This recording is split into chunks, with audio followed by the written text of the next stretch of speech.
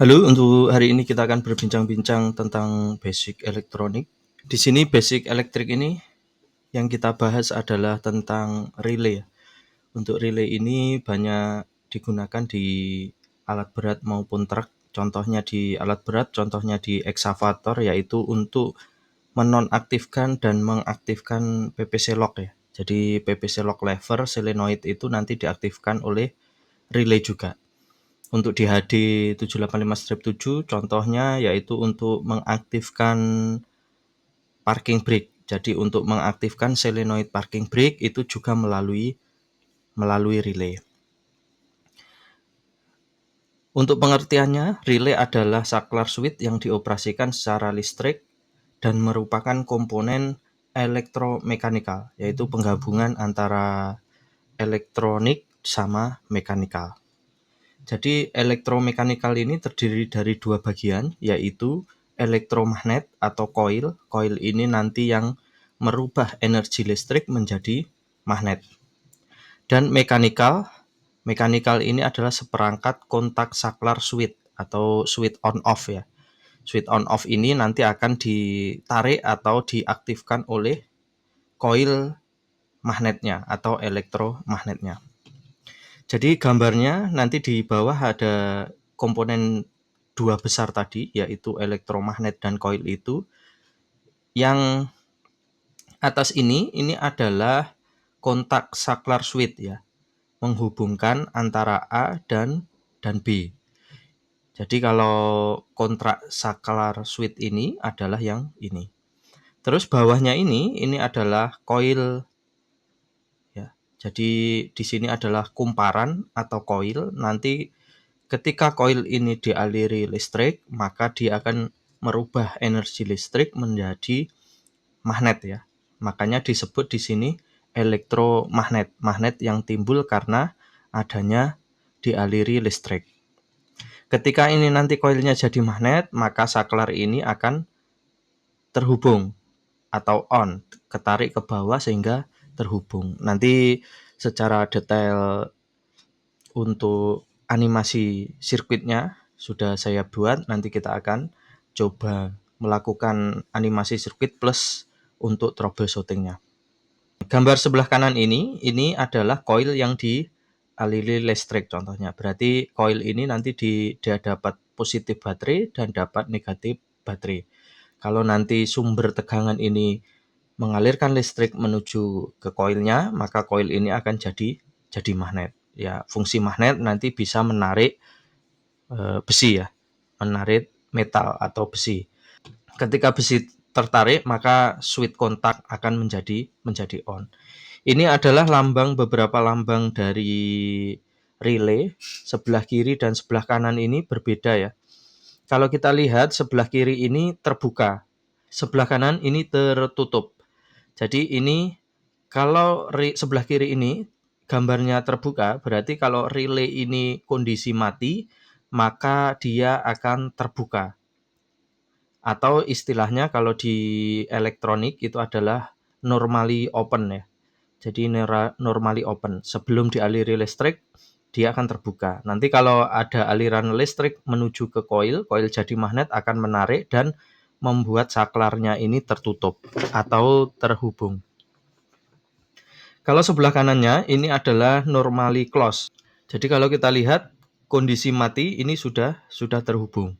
Nanti kalau ini posisi on, nanti dia akan membuat si kontaktor ini atau saklar ini dia akan terbuka. Ini normally close. Kalau kita lihat di sini ada struktur sederhana relay. Relay ini terdiri dari beberapa komponen. Yang pertama sebelah kiri ini adalah spring. Spring ini akan menarik armaturnya. Nanti armaturnya ini akan ketemu sisi switch yang atas maupun sisi yang bawah atau saklar yang atas atau saklar yang bawah, tergantung dari magnetnya, dari elektromagnet dari relaynya. Jadi nanti di sini ada besi atau core besi ini untuk memperkuat medan magnet. Jadi kalau kumparan di tengahnya nanti ada besi, maka medan magnetnya akan semakin kuat. Terus elektromagnet ini yang akan menghasilkan nanti magnet dan akan menarik si armaturnya. Nanti kalau armaturnya ini tertarik, maka dia akan terhubung oleh kontak point. Kontak point-nya kalau di sini ada 2, sisi atas dan sisi bawah. Jadi pada saat elektromagnet ini belum jadi magnet, spring-nya narik, maka armaturnya akan ketemu sama yang kontaktor bagian atas. Ini dilambangkan dengan huruf A. Jadi kalau posisi relaynya mati, C ini akan ketemu sama kontaktor A. Terus nanti pada saat plus minus dari coil ini nanti dialiri arus listrik, jadi ini nanti ketemu positif baterai, terus mengalir menuju ke negatif baterai, nanti ini akan jadi magnet, akan menarik armatur, terus nanti yang A ini akan terputus, yang atas ini terputus, armatur akan terhubung dengan yang kontak poin bawah. Kontak poin bawah itu yang B, yaitu yang bawah. Jadi kalau posisi on, nanti dia akan ketarik ke bawah. Jadi seperti itu untuk pembahasan dari relay sebelah kiri. Terus sebelah kanan ini kenapa coil ini bisa jadi magnet? Kalau kita lihat di sini harus dialiri arus listrik ya. Jadi elektromagnet adalah medan magnet yang ditimbulkan oleh adanya aliran listrik pada sebuah konduktor. Konduktornya itu atau penghubungnya itu ya sebuah lilitan kawat atau coil. Arus yang melalui kawat menciptakan medan magnet yang terkonsentrasi pada lubang yaitu pusat kumparan. Pusat kumparannya biasanya nanti diberikan besi untuk meningkatkan medan magnetnya. Medan magnet menghilang ketika arus dimatikan. Jadi medan magnet ini bisa aktif, bisa non-aktif tergantung dari arus yang dialirkan. Kalau ada arus berarti medan magnetnya ada. Kalau tidak ada arus, medan magnetnya akan mati. Contohnya sebelah kiri ini tidak ada arus karena rangkaiannya ini terbuka, maka dia tidak ada medan magnet. Kalau sebelah kanan ini rangkaiannya tertutup, ini akan jadi magnet. Sebelah bawah ini contohnya sebuah relay, ketika on maka dia akan menghubungkan kontaktor sebelah kanan, ketika off akan menghubungkan kontaktor sebelah kiri. Ini sebagai contoh. Terus sebelah kanan ini sebagai contoh yang mirip dengan yang kita jelaskan tadi. Jadi pada saat off, spring-nya akan narik, kontaktor akan ketemu sama yang atas. Ini put off. Kalau on, dia akan ketarik ke bawah. Off, dia akan ke atas. Ini adalah pembahasan untuk relay. Terus secara umum relay yang ada di pasaran itu nanti ada seperti ini ya. Lambangnya itu ada seperti ini, ada 85, ada 86. Ini adalah yang ketemu sama coil ya. 85 sama 86. 86 ini nanti ketemu sama ground, 85 itu ketemu sama positif.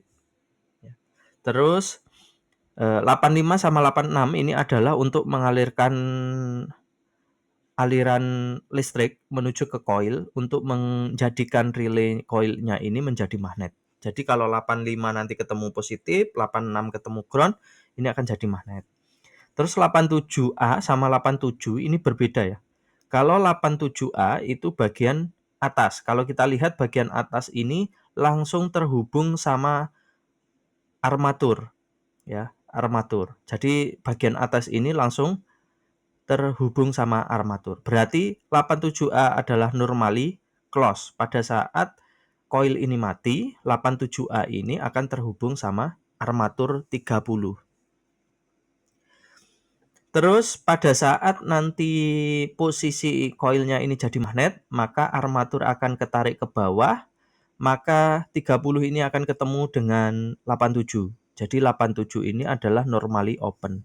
Jadi teman-teman kalau ada relay nanti lambangnya ada 87A dan 87, berarti outputnya itu satu normally open, satu normally close. 87A-nya normally close, 87-nya normally open.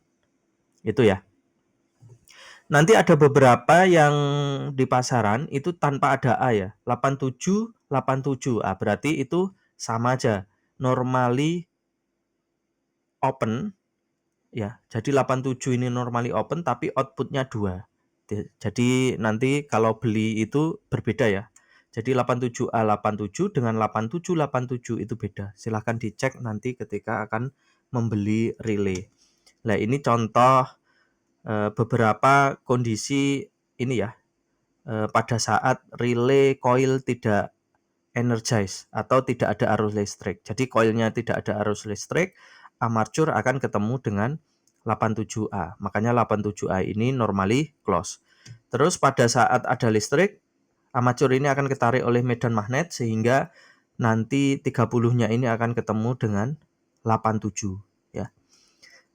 Ini kondisi on dan kondisi off. Ini adalah sebelah kanan, ini adalah rangkaian di mana rangkaian sederhananya ya. Jadi 85 itu sinyal untuk mengaktifkan relay, 86 ini ground, 30 ini adalah power utama relay, 87 ini adalah output dari relay. Jadi 30 nanti akan terhubung dengan 87 ketika relaynya ini aktif. Selanjutnya kita akan membahas sedikit dari sistem diagram relaynya tadi ya. Kalau kita lihat di sini relay, saya sudah membuat sebuah diagram yang bisa kita simulasikan dan troubleshooting nanti. KF3 ini adalah sebuah kumparan atau coil relaynya tadi. Jadi code di sini itu adalah relay. Kalau ini adalah coilnya, kalau coilnya ini on nanti akan menarik sebuah kontaktornya ini. Kontaktornya ini terhubung 87 atau 87A. Kalau secara lambang pada saat off itu akan terhubung dengan 87A. Ini sudah sesuai ya. Ini 87A dan ini belum on. Pada saat ini on nanti akan terhubung dengan 87. 30-nya ini terhubung dengan 87. Ini fuse-nya masih kita cabut, lampunya masih mati. Kita coba pasang fuse-nya. Nah, ketika kita pasang fuse-nya, maka positif baterai ini dia akan mengalir menuju ke relay, suplai untuk relay. Jadi fuse ini adalah untuk suplai relay yaitu di 30. Jadi ini ya, gambar 30 ini untuk fuse relay masuk ke sini. 30 pada saat kontaktor ini belum aktif, 30 ini akan ketemu dengan 87A. Jadi kalau relaynya masih mati, dia akan ketemu dengan 87A. 87A ini akan menyalakan lampu nomor 6. Lampu nomor 6 akan ketemu sama negatif baterai. Makanya kalau kita lihat di sini lampunya akan menyala. Kalau switch ini kita aktifkan, ini switch untuk mengaktifkan coil relay, ini kita aktifkan, yang terjadi maka positif baterai itu akan melalui switch ini akan menuju ke coil relay. Coil relay ini akan aktif, dia akan menarik armature atau kontak point yang awalnya ketemu 87A, sekarang ketemu dengan 87. Jadi yang 87A diputus ketemu dengan 87. Makanya ini yang nyala lampunya adalah nomor 5. Nomor 6-nya mati karena 87A-nya posisi terputus. Nah, 87 ini akan ketemu dengan lampu nomor 5 dan terhubung dengan negatif baterai sehingga nyala. Nah, untuk membuktikannya kita bisa mengukur dengan menggunakan multimeter ya. Nah, arahkan ke voltage DC, yang lurus ini adalah voltage DC, yang atas ini adalah voltage AC. Karena kita suplainya adalah DC, maka kita arahkan ke voltage DC. Kita coba ukur berapa voltage yang menuju ke lampu 5. Nah, yang menuju ke lampu 5 voltage-nya sekitar 24 ya, 23,8. Kita ukur yang menuju ke lampu nomor 6. Nah, nomor 6 itu 0 volt. Bagaimana kalau kita matikan switch-nya? Nah, kalau kita matikan switch-nya, yang menuju ke lampu nomor 6 itu 23,8 volt. Tapi yang menuju ke lampu nomor 5 itu adalah 0 volt. Itu ya. Begitu ya teman. Jadi kalau relay ini posisi mati, 87A ada arus, maka akan ada suplai atau terhubung dengan pin 30, tapi kalau 87 itu tidak terhubung. Tapi kalau kita on kan kebalikannya, 87 ini akan terhubung dengan 30 atau suplai baterai 24 volt. Kalau yang 87A gantian tidak ada suplai ke baterai. Terus bagaimana ketika kita mengalami kerusakan ya, mengalami sebuah kerusakan? Ya tentu saja yang paling enak itu adalah lihat sinyal yang menuju ke koil, apakah ada 24 volt. Contohnya kalau ini kita aktifkan, di sini itu harus ada 24 volt atau 23,8 volt. Harus ada voltage. Berarti switch ini arusnya sudah sampai menuju ke sinyal sini. Bagaimana kalau ini rusak, sudah kita on kan tapi tetap posisinya bakal terputus gitu ya. Jadi di sini walaupun kita on kan posisi tetap terputus. Nah, berarti walaupun kita on kan switch-nya, kita dapatkan ke sini dapat 0 volt. Output switch-nya itu dapat ke 0 volt. Berarti kita cek input switch dapat ke 24 volt. Jadi kalau input switch-nya itu ada voltage tapi output switch-nya tidak ada voltage padahal sudah kita on kan, berarti yang rusak nanti adalah switch-nya. Begitu teman-teman. Jadi kita harus pastikan bahwa di sini ada voltage 24 volt saat switch-nya di on kan. Terus apalagi yang bisa dicek yaitu adalah 86 dengan ground ya. Jadi relay ini harus posisi nyetok. Paling mudahnya sebenarnya didengarkan relaynya pada saat on, itu relaynya halus nyetok, cetak gitu. Tapi kalau relaynya tidak nyetok, kita bisa ngecek kondisi kabelnya negatif juga, ini bisa kita cek dengan cara mana disconnect. Nah, dengan cara yang di sini di disconnect dulu. Nah, habis itu kita rubah posisinya ke ohm. Nah, kita hubungkan di sini dengan yang di sini harus di disconnect juga. Nah,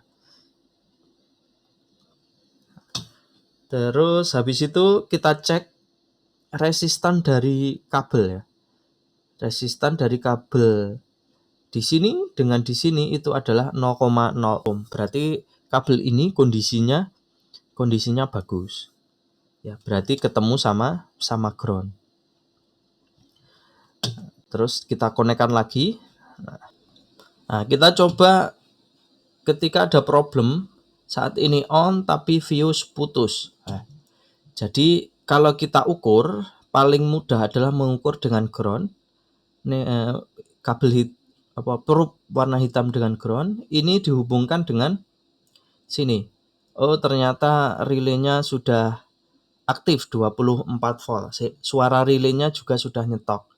Habis itu baru kita ukur output relay yaitu 87. Oh, 87 ternyata 0 volt. Berarti tidak ada arus menuju ke 87. Kita ukur 30 dulu. Kalau 30 ini bagus, ada 24 volt umpama seperti ini, tapi kok outputnya nanti tidak ada 24 volt, berarti ya relaynya yang jelek ya. Relaynya yang rusak. Jadi kalau kita lihat dulu, kalau inputnya ada 24 volt tapi outputnya ada 24 volt berarti relaynya bagus. Tapi kalau inputnya ada 24 volt tapi output relaynya nanti 0, berarti relaynya itu jelek. Nah, terus kalau kita ukur inputnya ternyata 0 volt, berarti arus yang masuk ke relay sebagai sumber tegangan atau sumber arus dari relay yaitu 30 ini tidak ada. Ya, kita harus nyari fuse-nya. Coba nyari fuse, kita ukur output fuse. Loh, output fuse ternyata kok tidak ada voltage-nya. Kita ukur input fuse. Loh, input fuse ada voltage-nya. Nah, berarti fuse ini kondisi putus, rusak. Ya, kita bisa mengecek fuse-nya dan kita mengganti fuse yang baru kita pasang lagi, dia akan menyala lagi. Itu cara simple untuk mendeteksi sebuah relay bagus atau tidak. Silakan jika ada yang mau diskusi untuk diskusi di kolom komentar. Terima kasih.